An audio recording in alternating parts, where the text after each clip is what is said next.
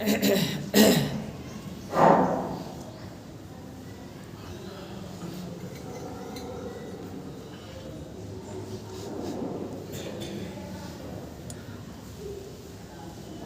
علیکم ورحمۃ اللہ وبرکاتہ۔ الحمد للہ نحمدہ ونستعینہ ونستغفرہ ونؤمن بہ ونتوکل علیہ ونعوذ باللہ من شرور انفسنا ومن سیئات اعمالنا من یہدہ اللہ فلا مضل لہ ومن يضلله فلا هادي له فأعوذ بالله من الشيطان الرجيم بسم الله الرحمن الرحيم وإن كنتم في ريب مما نزلنا على عبدنا فأتوا بسورة من مثله وادعوا شهداءكم من دون الله إن كنتم صادقين۔ وقال النبي صلى الله عليه وسلم عالما أو متعلما أو سامعا أو محبا ولا تكن من الخامسة آمنت بالله صدق الله مولانا العظيم وصدق رسوله النبي الكريم ونحن على ذلك لمن الشاهدين والشاكرين والحمد لله رب العالمين۔ تمام حضرات ادب سے ایک مرتبہ درود شریف پڑھ لیجئے۔ اللہم صل علی محمد وعلی آل محمد کما صلیت علی ابراہیم وعلی آل ابراہیم انک حمید مجید۔ اللہم بارک علی محمد وعلی آل محمد کما بارکت علی ابراہیم وعلی آل ابراہیم انک حمید مجید۔ مسلم شریف کی حدیث میں ہے کہ حضرت ابو ہریرہ رضی اللہ تعالی عنہ روایت بیان کرتے ہیں کہ اللہ کے نبی صلی اللہ علیہ وسلم کے پاس ایک صحابی تشریف لاتے ہیں اور چند سوالات کرتے ہیں۔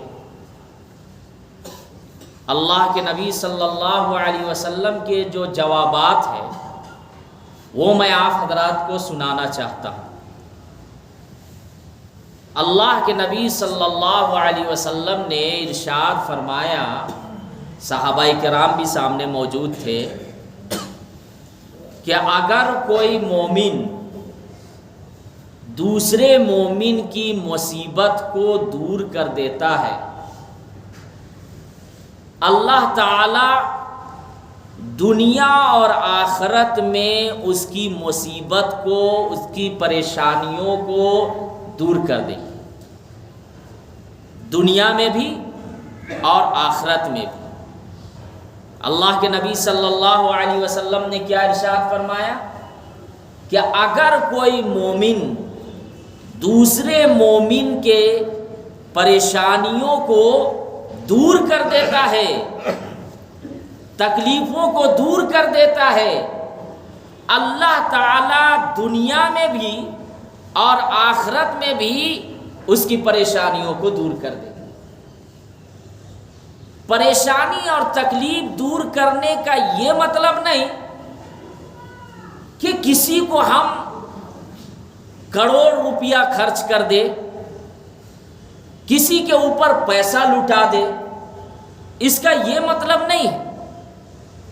پریشانی اور تکلیف دور کرنے کا مطلب یہ ہے کہ حتی الامکان جتنی اللہ تعالیٰ نے ہمیں وسعت دی ہے، طاقت دی ہے، اس کے بقدر کسی مومن بندہ یا بندی کی مصیبت کو دور کر دینا۔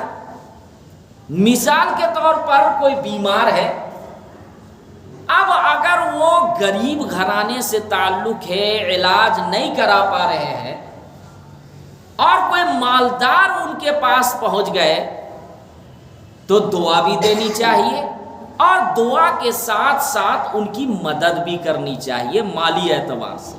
یہ مالدار کے لیے، صاحب حیثیت حضرات کے لیے. اب اگر کوئی غریب عیادت کرنے کے لیے پہنچ گیا اور وہ بھی بندہ غریب ہے جو بیمار ہے، تو اب کرے گا کیا؟ اس کے پاس تو پیسہ نہیں ہے جو عیادت کرنے کے لیے گیا، تو اب وہ یہ کرے گا کہ اس کو دعا دے گا لا بأس طہور انشاءاللہ. آپ حرف نہ کرے، آپ پریشانی میں نہ رہے، انشاءاللہ اللہ آپ کو شفا عطا فرمائیں گے. اس کے ساتھ ساتھ اس کو صبر کی تلقین دینا.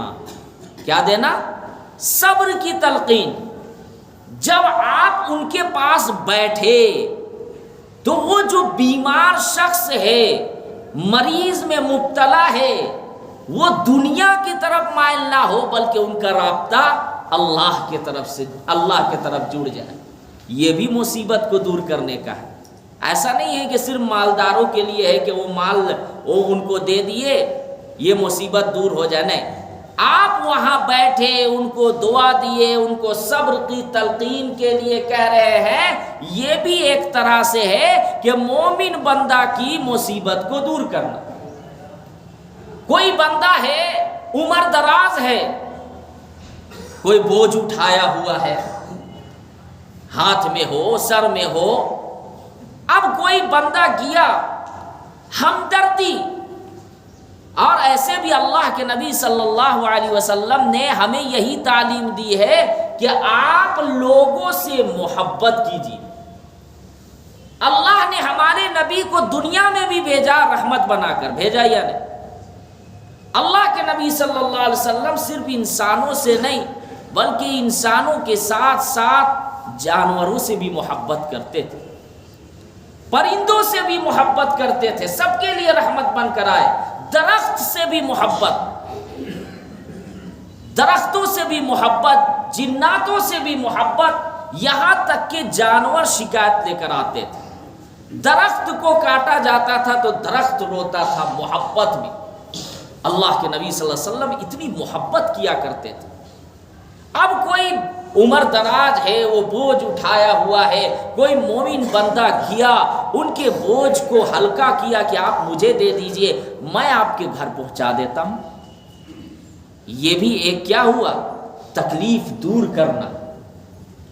تو یہ مومن بندہ کی علامت ہے.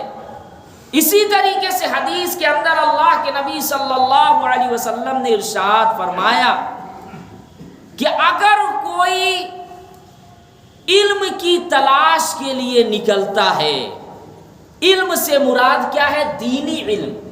کیا ہے؟ دینی علم. اگر کوئی اس کی تلاش کے لیے، علم حاصل کرنے کے لیے تلاش کے لیے نکلتا ہے، اللہ تعالیٰ کی رحمت ان پر چھا جاتی ہے.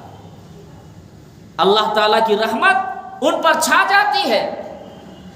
اللہ تعالیٰ کی تسکین ان پر نازل ہوتی ہے اور فرشتے ان کو اپنے احاطے میں لے لیتے ہیں، یعنی فرشتے ان کی حفاظت کرتے ہیں.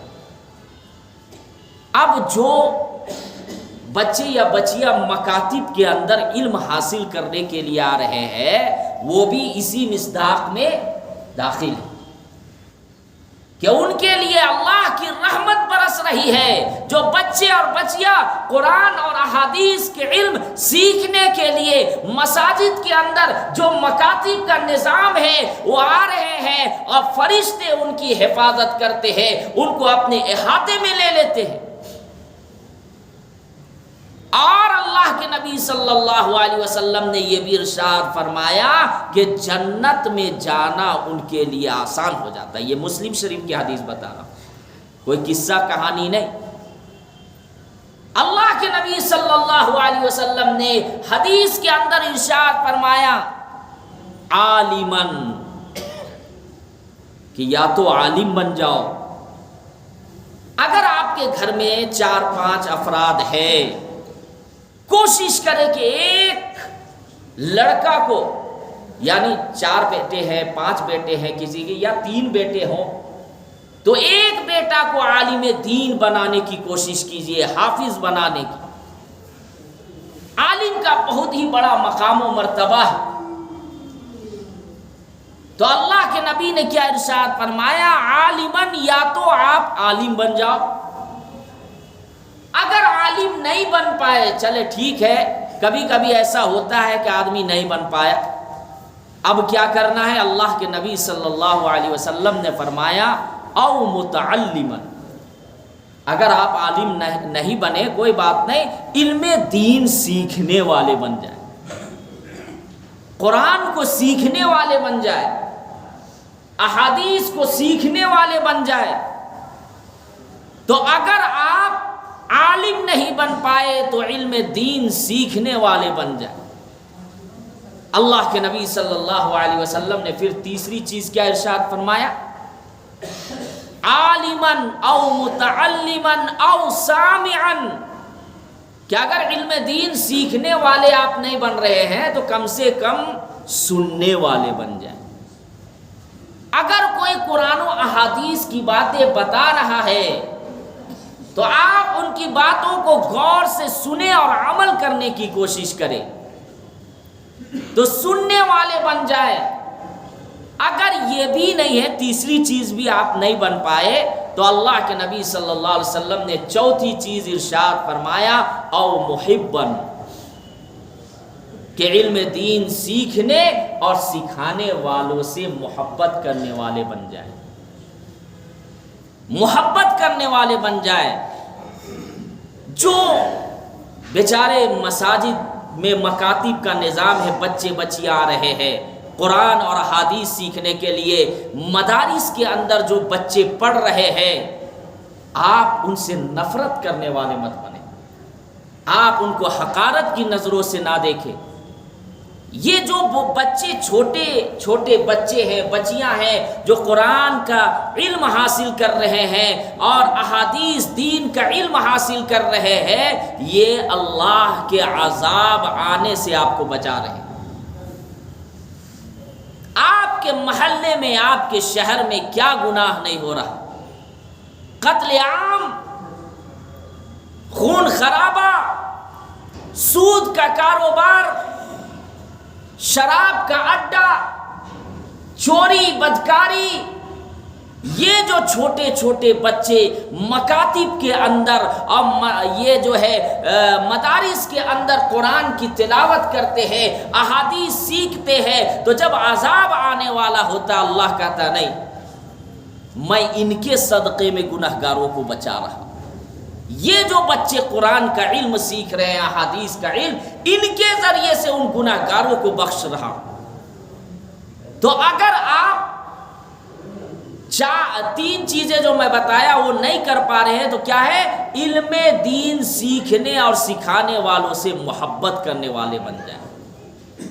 اللہ کے نبی صلی اللہ علیہ وسلم نے فرمایا وَلَا تَكُمْ مِنَ الْخَامِسَةُ، اور پانچویں چیز اختیار مت کرنا ورنہ ہلاک ہو جاؤ گے۔ اس کا مطلب یہ ہے کہ کسی سے علم دین سیکھنے اور سکھانے والوں سے دشمنی مت کرنا، پانچویں چیز اختیار مت کرنا، ورنہ ہلاک و برباد ہو جاؤ گے۔ اللہ کے نبی صلی اللہ علیہ وسلم نے یہ بھی ارشاد فرمایا کہ اگر کوئی مسلمان کسی مسلمان کے گناہ پر پردہ پوشی کرتا ہے، گناہ کو چھپا دیتا ہے، اللہ تعالیٰ کل قیامت کے میدان میں اس کے گناہ کو بھی چھپا دے گا۔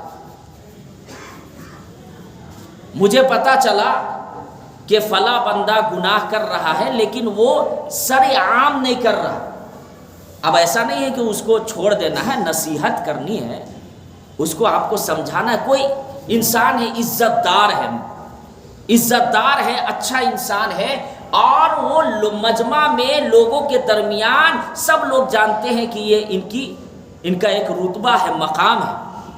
اب اگر وہ گناہ کوئی چھوٹا موٹا یا بڑا گناہ میں مبتلا ہو جائے تو اب کیا کرنا چاہیے؟ گناہ کو چھپا دینا چاہیے، کل قیامت کے میدان میں آپ کے گناہ کو اللہ تعالیٰ چھپا دے گا۔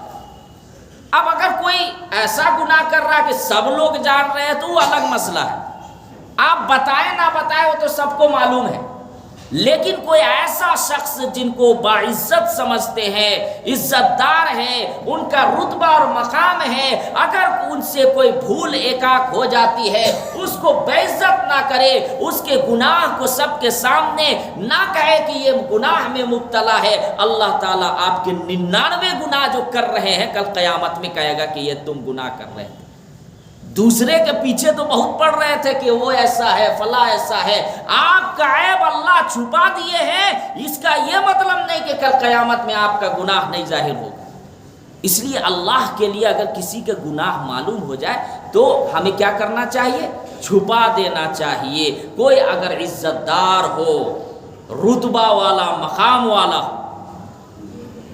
اسی طریقے سے حدیث کے اندر ہے کہ اگر کوئی علم حاصل کرے، دینی علم یا اگر دنیاوی علم، نیت ہماری اچھی ہونی چاہیے۔ نیت یہ ہونی چاہیے کہ ہم اگر عالم بن رہے ہیں تو اللہ کی رضا کے لیے، اگر ہم دنیاوی لائن سے ڈاکٹر انجینئر بن رہے ہیں تو اللہ کو راضی کرنے کے لیے، قوم کی خدمت کے لیے، جہاں موقع ہوگا ہم اللہ کے لیے قوم کی خدمت کریں گے۔ ایک حدیث یاد آ گئی، آپ سنے بھی ہوں گے حدیث، اللہ کے نبی صلی اللہ علیہ وسلم نے ارشاد فرمایا کہ کل قیامت کے میدان میں شہید کو بلایا جائے گا، شہید کو بلایا جائے گا، اور اس کے بعد کہا جائے گا کہ اس کو گھسیٹ کر منہ کے بل جہنم میں ڈال دو۔ اللہ کے راستے میں مر جانا، شہید ہو جانا، ان کا تو بہت ہی بڑا مقام و مرتبہ ہے۔ جنت میں اعلان ہے، خوشخبری ہے کہ وہ جنت میں جائے گا، لیکن کچھ ایسے شہداء ہوں گے کہ ان کو بلایا جائے گا اور اللہ کل قیامت میں کہے گا کہ اس کو گھسیٹ کر منہ کے بل جہنم میں ڈال دو۔ وہ شخص کہے گا یا اللہ میں تو تیرے راستے میں قربان ہوا تھا، شہید ہوا تھا، اور آپ مجھے جہنم میں۔ اللہ تعالیٰ کہے گا کہ نہیں، تم لوگوں کو دکھانے کے لیے شہید ہوا تھا کہ میں بڑا بہادر ہوں، میں بڑا طاقتور ہوں، تمہیں مجھے راضی کرنے یا میرے لیے نہیں لڑا، دنیا والوں کے لیے، اس لیے اس کو گھسیٹ کر منہ کے بل جہنم میں ڈال دیا جائے گا۔ اسی طریقے سے عالم اور قاری کو بلایا جائے گا اور اللہ کہے گا اس کو بھی منہ کے بل گھسیٹ کر جہنم میں ڈال دو۔ تو اس وقت جو ہے وہ کہے گا یا اللہ عالم کا تو بڑا مقام ہے، عالم انبیاء کے وارث ہیں، یا اللہ اور عالموں کا مقام و مرتبہ آپ دیکھیں، ان کو بڑا انعام دے رہے، آپ مجھے جہنم میں۔ حافظ اور قاری کا بڑا مقام مرتبہ کہ کل قیامت کے میدان میں ایک طرف کہا گیا کہ ان کو کہا جائے گا کہ پڑھتے جا اور جنت کے درجوں میں چڑھتا جا، 10 جہنمیوں کو وہ جنت میں لے جائے گا، اور ادھر کہا جا رہا ہے کہ عالم کو اور قاری کو منہ کے بل گھسیٹ کر جہنم میں لے جاؤ۔ اللہ کہے گا کہ تو عالم بنا تھا دنیا والوں کے لیے، تو حافظ اور قاری بنا تھا کہ قرآن کی آواز کو گانے کی طرح پڑھ کر لوگوں کو اپنے طرف مائل کرنا، تم نے عالم بنا اس لیے کہ لوگ کہے کہ کتنا بڑا عالم ہے، کیا لچھے دار بیان کرتا ہے۔ اللہ ہم سب کی حفاظت فرمائے۔ نیت ہماری اچھی ہونی چاہیے کہ ہم حافظ بھی بنیں گے تو اللہ کے لیے، ہم عالم بھی بنیں گے تو اللہ کے لیے۔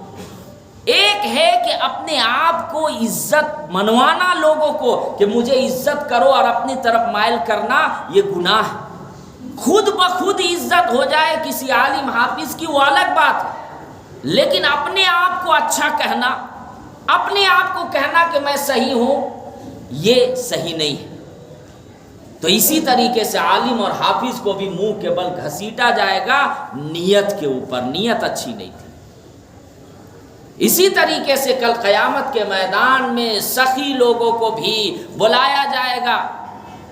بہت سے سخاوت ایسا نہیں ہے کہ سارے عالموں کو جہنم میں ڈالا جائے گا، نیت کے اوپر میں نے بتایا عالموں کا بڑا مقام ہے، حافظوں کا بڑا مقام ہے، شہداء جو شہید ہوتے اللہ کے راستے میں بڑا مقام ہے، سخاوت جو سخی ہے بڑا مقام ہے، لیکن نیت اچھی نہیں ہونے کی وجہ سے اللہ کل قیامت میں ان کو جہنم میں ڈال دے گا۔ سخاوت جو اللہ کے راستے میں مال خرچ کر رہے ہیں، سخی لوگوں کو بلایا جائے گا، اللہ کہے گا اس کو منہ کے بل گھسیٹ کر جہنم میں ڈال دو۔ وہ شخص کہے گا یا اللہ میں تو تیرے راستے میں مال کو صرف کر دیا، میں اتنا مال خرچ کرتا تھا، ہمیشہ تیار رہتا تھا، کوئی غریب میرے پاس آئے، کوئی یتیم میرے پاس آئے، مجھے پتہ چل جاتا تھا فلاں مدارس کے اندر ضروریات کی چیزیں ہیں، میں وہاں جاتا تھا، مساجد میں جاتا تھا، ان کی ضروریات کو پوری کرتا تھا، لیکن آپ مجھے جہنم میں۔